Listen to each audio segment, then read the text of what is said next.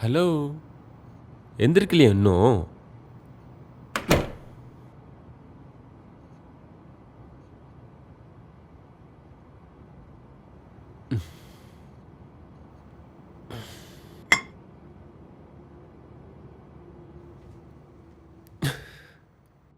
Hello, ம்.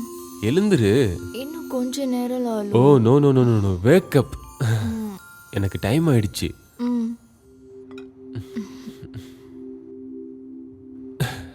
இந்தா உன்னோட ஃபேவரட் காஃபி.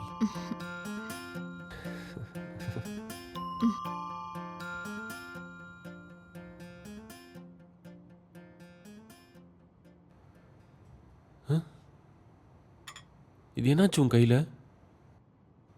என்னாச்சுன்னு சொல்லு. அது நேத்து துணி வாஷ் பண்ணும்போது தெரியாம பட்டுடுச்சு. கவனமாக இருக்க வேண்டாமா? வேலைக்காரன் வர வரைக்கும் எல்லா வேலையும் நான் பார்த்துக்கிறேன்னு உங்ககிட்ட சொல்லியிருக்கேன்ல. நீ சும்மாவே இருக்க மாட்டல்ல? ஹலோ சார், எந்த வேலையும் பண்ணாம வீட்லயே சும்மா இருந்தா எனக்கு பைத்தியமே பிடிச்சிடும். அதை நான் சகிச்சுக்கிறேன். என் செல்லக்குட்டி எப்பவும் இதே போல இருக்கிறதா எனக்கு ஆசை. சரியா? அப்புறம் நான் பிரேக்ஃபாஸ்ட் ரெடி பண்ணி வச்சிருக்கேன். ம். நீ எதையும் மிச்சம் வைக்காம அது எல்லாத்தையும் எடுத்து சாப்பிடணும். சரியா? அப்புறம் உனக்கு போர் அடிக்காமல் இருக்க டேபிள் மேலே பேப்பரும் பேனாவும் எடுத்து வச்சிருக்கேன். ம். சரியா? ஏதாவது தேவை இருந்தா எனக்கு ஃபோன் பண்ணு. நான் பறந்து வருவேன். என்ன? ம். நான் வரட்டுமா? லாலு, எனக்கு போர் அடிக்கும். I love you Ammu. Lalu, ம் லாலு கண்ணா, ம். இங்க இருந்து ஜொல்லு விடாம சீக்கிரமா வேலைக்கு போற வழியை பாரு. புரிஞ்சுதா? போயிட்டு வரட்டா? ம். இங்கே வந்ததுக்கப்புறம் நான் எங்கள் அப்பா அம்மாவுக்கு ஃபோனே பண்ணல. நீ ஒரு தடவை ஃபோன் பண்ணி பாரேன். ம். போயிட்டு வரட்டா? ம்.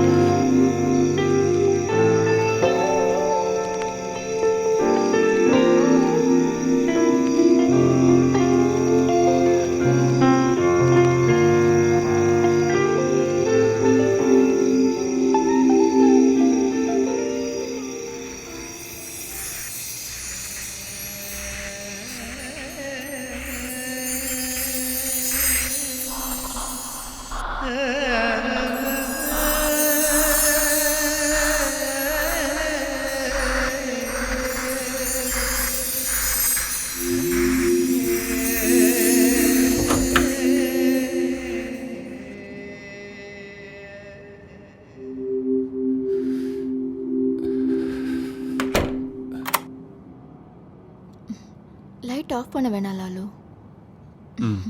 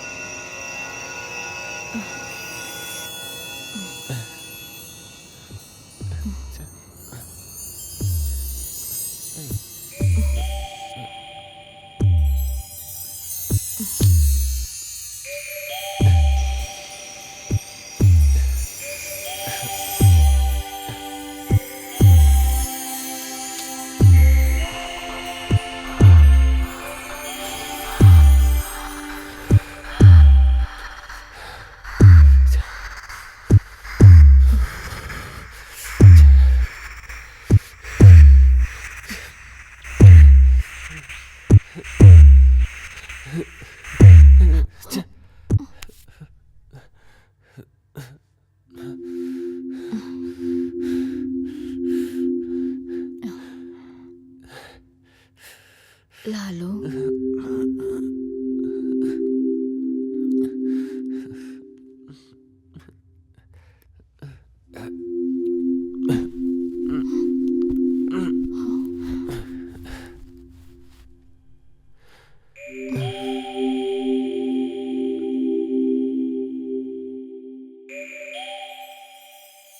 மந்தாகினியோட கோபம் நிறைஞ்ச முகம். ச்சே, அரவாணி, உன் இடுப்புக்கு பலம் இல்லைன்னா உன் காமத்தை அழுது தீத்துக்கோ. என் வெப்பத்துல நீ படுத்து தூங்கறதுக்கு நான் ஒன்றும் உன் அம்மா இல்லை. ராஜசபை, ராஜாவும் மந்திரிகளும் சேனாதிபதியும் சேவகர்களும் மல்லர்களும் அமர்ந்திருந்தனர்.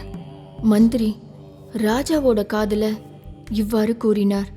ராஜா, இன்னைக்கு குற்றச்சாட்டோட வந்திருக்கிறது ஒரு தேவதாசி. அவங்களோட குற்றச்சாட்டு ரொம்ப விசித்திரமா இருக்கு.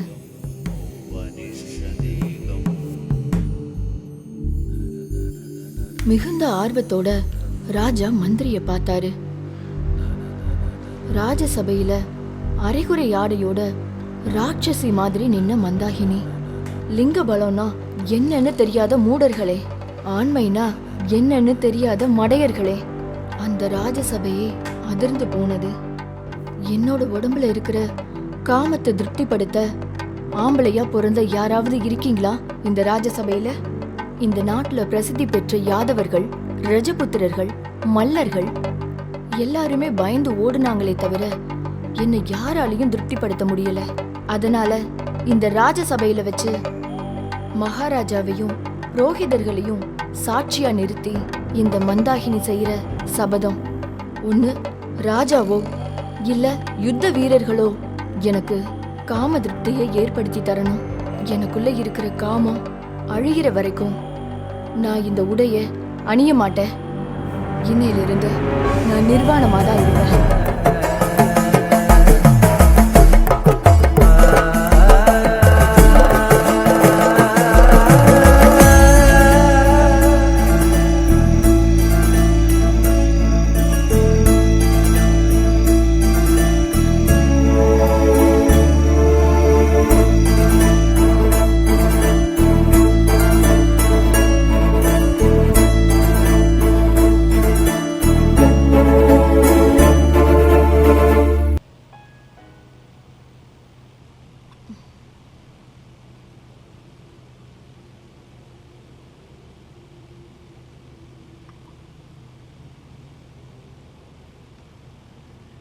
என்னாச்சு?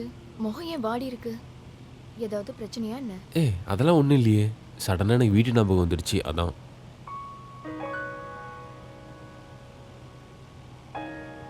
சாப்பாடுலாம் ரெடி பண்ணி வச்சுருக்கேன்.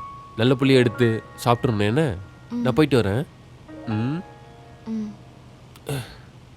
பாய்.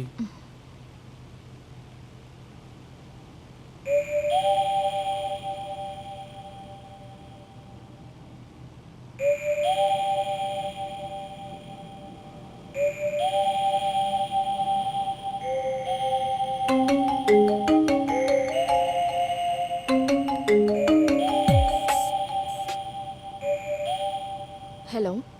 ஹலோ அப்பு, என்னாச்சு உனக்கு? நீ இருக்கியா இல்லையா? ஒரு ஃபோன் பண்ணல, மெசேஜ் பண்ணா ரிப்ளை இல்ல. ஹனிமூன் இன்னும் முடியலையா? உன்கிட்ட தான் பேசுறேன். உன் வாயில இருந்து ஒரு வார்த்தை கேட்கணும்னா கியூல நிக்கணும் போல இருக்கேடி. இங்க பாரு, நான் இப்போ பேசுற மூட்ல இல்ல. நீ அப்புறமா ஃபோன் பண்ணு. புரிஞ்சிருச்சு. அவர் பக்கத்துல இருக்காரா? ஓ.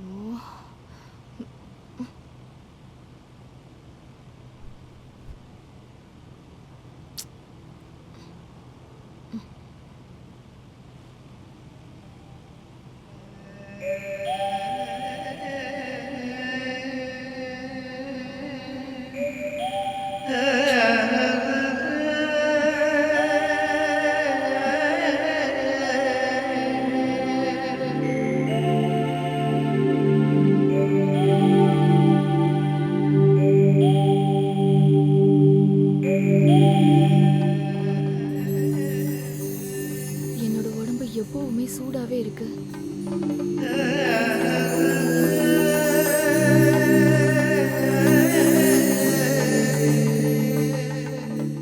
உச்சி வெயில்ல பாலைவனத்துல மாட்டிக்கிட்ட மான்குட்டி மாதிரி எப்போதும் சோர்வு, நாக்கெல்லாம் சுத்தமா வறண்டு போன மாதிரி, பார்க்குற எதுலயுமே வண்ணங்களே இல்லாத மாதிரி.